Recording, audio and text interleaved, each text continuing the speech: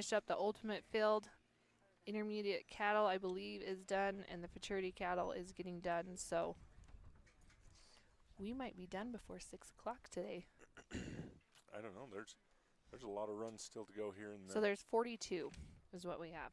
And this is the last class. And this is the last class. So they've already ran 52 runs or 56 runs this morning.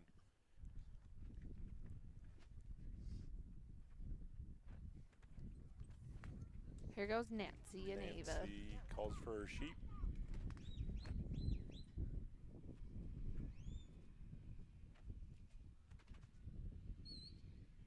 She's going to get Ava to do number 3 just to show those show the sheep how to do it. What they should do after they get done here.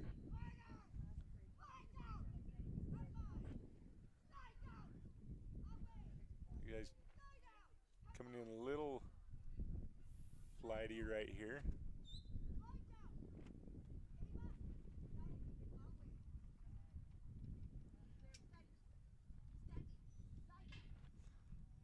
These sheep doing what they normally do. They come down here to this end and they're held up just a little bit.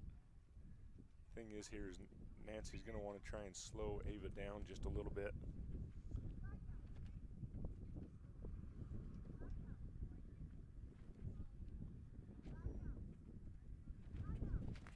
And these sheep were a little bit runny there, so doing a good job slowing her down. I was going to say she's backed her off quite a bit. Yeah. To take that pressure off. Now they can start seeing these openings.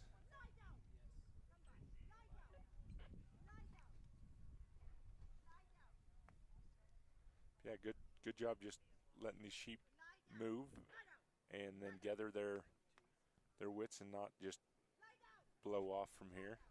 So I talked about this earlier, that a lot of these dogs are working cattle and then they're coming to sheep or vice versa. Yes.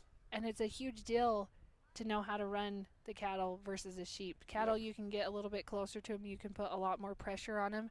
And the sheep, it seems like, at least today and yesterday, they need to be further back. And those sheep are really, receptive of the pressure if those dogs are kind of backed off a little bit. But the minute they kind of get in too close, the sheep just seem to pick up their pace or scatter. Yeah, and so like you say, that it's the type of pressure and where you apply the pressure. So sheep need a bigger bubble of pressure, but they're all getting the same pressure to move forward. It just depends on where it's applied and how it's applied.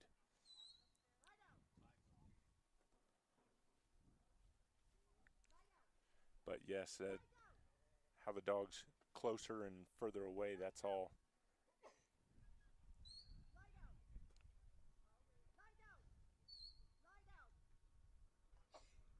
But pretty amazing for these dogs to be able to come in here and do it well and be able to rate and read multiple species and be able to handle them, and same ability for the handlers to be able to place them in the correct positions. Oh, yeah. So got a little close right here. I think she did get number 4. I had looked up just a little bit, but I was going to say, I'm pretty sure. No, she did. She's out of the pen. So yep. After 4, they can leave the pen. And now this is where you got to also know what this group of sheep is going to take. Are they going to take being penned, as in, are you going to have to pressure them into it, or are you going to let them look and make their own decision to walk into that pen? And you definitely don't want to get in the circle game.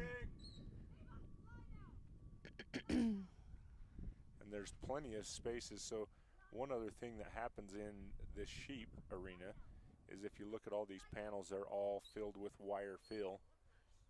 And these dogs cannot make that through there.